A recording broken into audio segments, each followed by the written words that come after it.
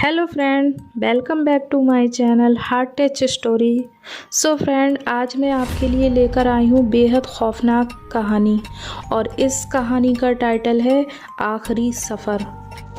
तो फिर शुरू करते हैं। अक्षय, रश्मि, कीर्ति, राजू और गोपाल बहुत अच्छे दोस्त होते हैं।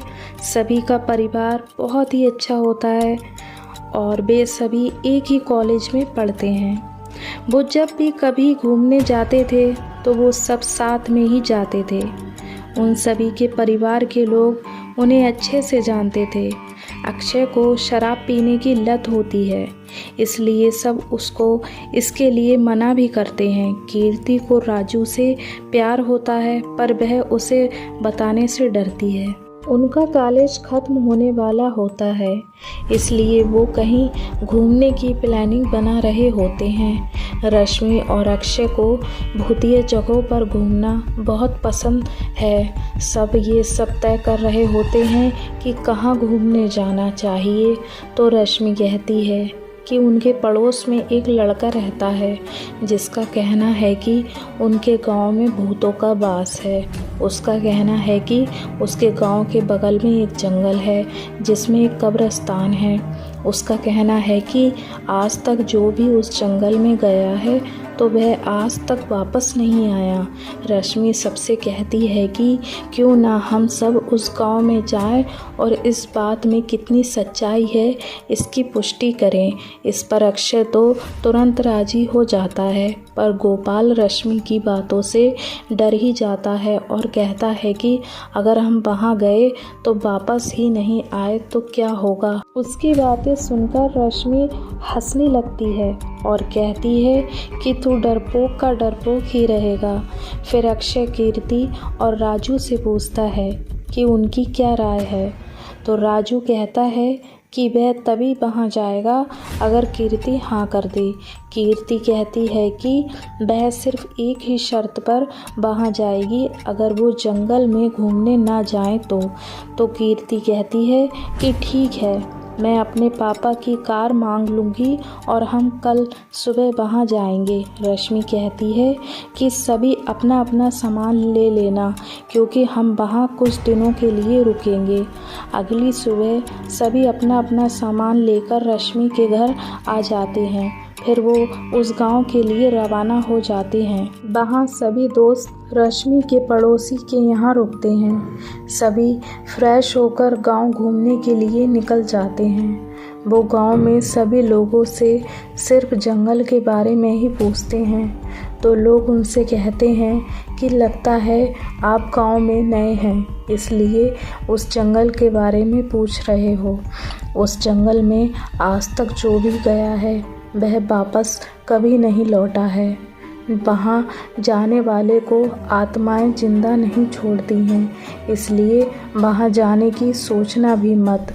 पर रश्मि और अक्षय जानना चाहते थे कि क्या सच में वहाँ आत्माएं हैं या फिर ये लोगों का भ्रम है। फिर रश्मि सबसे पूछती है क्यों ना हम उस जंगल में पिकनिक के लिए जाएं।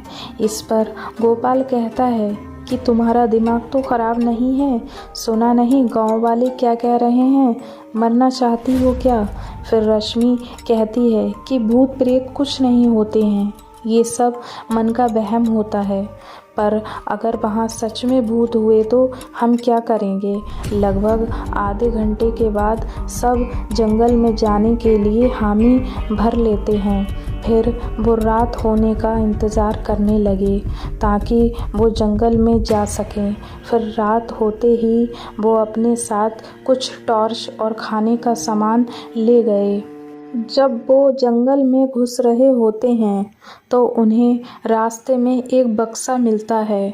अक्षय उस बक्से के पास में जाता है ये जानने के लिए कि आखिर उसमें है क्या। अक्षय उसमें झांक कर देखता है, तभी अचानक ऐसा लगता है कि उसको किसी ने पकड़ लिया हो।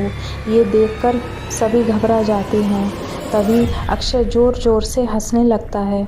वह कहता है कि वह मजाक कर रहा था। ये सुनकर सबकी जान में जान आती है। फिर वो सब आगे बढ़ने लगते हैं और जंगल के बीचों बीच में जाकर बैठ जाते हैं। फिर वो सब अपनी गपशप शुरू करते हैं।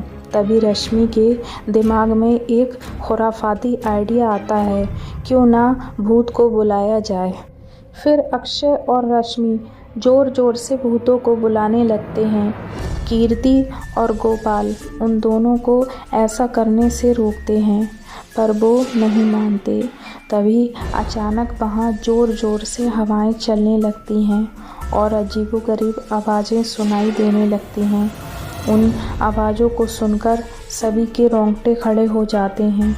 तभी वहाँ अचानक एक पेड़ आ गिरता है, जिस पर बहुत सारे कंकाल लटके होते हैं। कंकालों को देखकर वो सब और डर जाते हैं और इधर उधर भागने लगते हैं। जब वो जंगल के किनारे पहुंच जाते हैं तो उन्हें पता चलता है कि गोपाल उनके साथ में नहीं, तो वो सब डरते डरते वापस गोपाल को ढूंढने वहां जाते हैं। वो गोपाल को इधर उधर हर जगह ढूंढते हैं, पर वो उन्हें कहीं नहीं मिलता।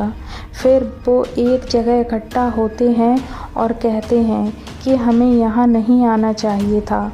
तभी एक खून की बूंद राजू के हाथ पर आ गिरती है। पहले तो वह ये समझ नहीं पाता कि वह क्या है, और फिर खून की बूंदें और गिरने लगती हैं।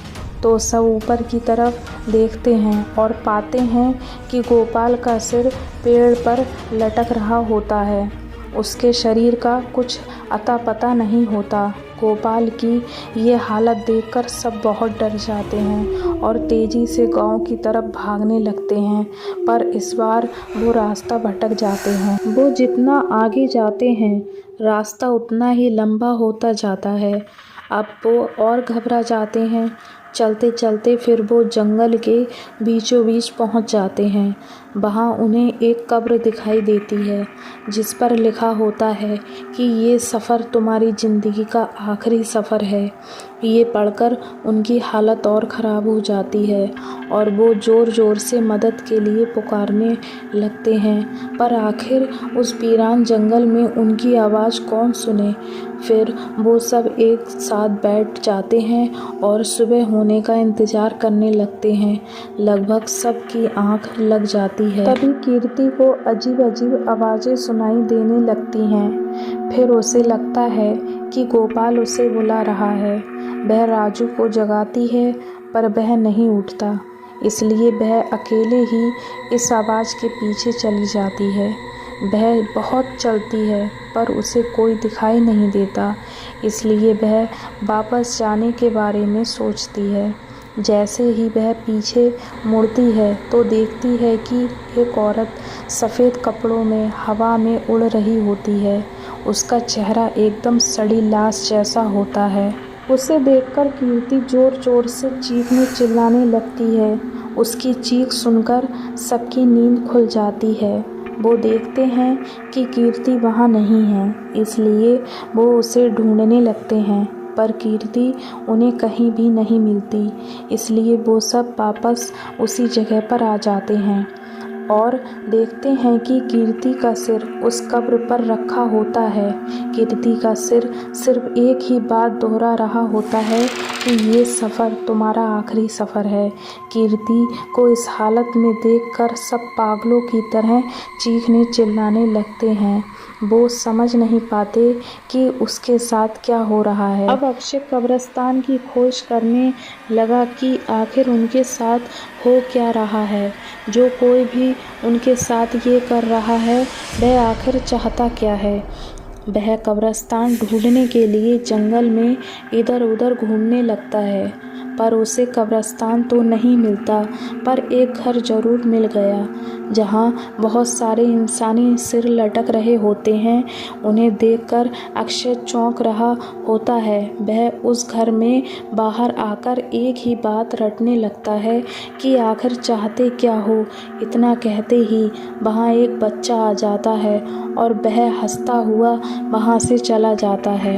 अक्षय भी उस बच्चे के पीछे पीछे जाता है, पर तभी वहाँ बच्चा गायब हो जाता है।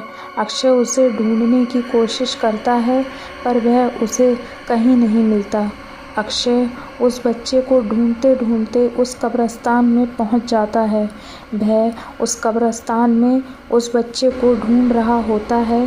तभी एक कब्र से हाथ बाहर आता है और अक्षय के पैर पकड़कर वहाँ से गिरा देता है। वह फिर एक कब्र में बंद हो जाता है। इधर रश्मि और राजू अक्षय के लिए परेशान हो रहे होते हैं। तभी वो देखते हैं कि कब्र से बचाओ बचाओ की आवाज़ें सुनाई दे रही होती हैं। वो मशक्क़त करके कब्र को खोदते हैं तो देखते हैं कि उसमें एक कमरा बना होता है। अंधेरा होने के कारण उन्हें ठीक ठीक दिखाई नहीं देता है, इसलिए वो टॉर्च जलाकर कब्र में घुस जाते हैं। नीचे पहुंचकर वो देखते हैं कि अक्षय वहां पर पहले से ही बेहोश पड़ा होता है।